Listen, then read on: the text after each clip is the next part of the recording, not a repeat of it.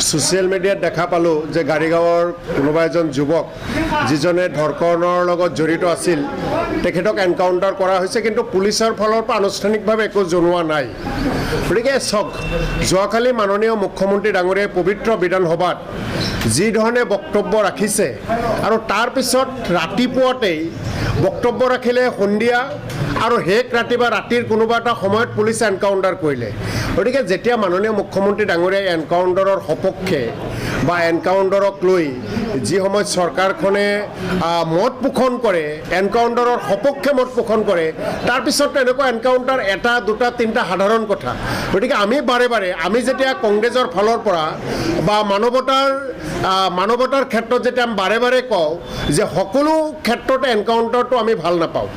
হয় এনকাউণ্টাৰ কৰক দোষী সাব্যস্ত হৈছে তেওঁলোকক বিচাৰ হওক কিন্তু এই দেশৰ আইন আদালত কি কৰিব যদি পুলিচে সকলো আইন হাতত তুলি লয় দেশৰ আইন আদালতে কি কৰিব মহামান্য আদালতসমূহতো বন্ধ হৈ যাব গতিকে মাননীয় মুখ্যমন্ত্ৰী ডাঙৰীয়াৰ প্ৰতি আহ্বান জনাইছোঁ যে যি ধৰণে দেশখনক গতি কৰাই আছে এনেধৰণে কিন্তু গতি কৰি থাকিলে এটা সময়ত নিজে জ্বলোৱা জুয়ে তেওঁলোককো কেতিয়াবা পুৰিব পাৰে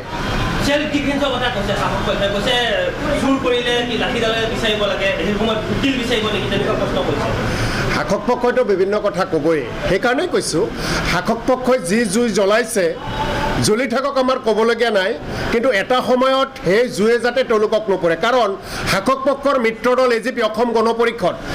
গুপ্ত হত্যা কৰিছিল সেই গুপ্ত হত্যাক লৈ অসমত এটা সময়ত বহুতে সমালোচনা কৰিছিল কিন্তু অসম গণ পৰিষদ দলে তাক কোনো গুৰুত্ব দিয়া নাছিল কিন্তু আজি অসমৰ পৰা অসম গণ পৰিষদ দল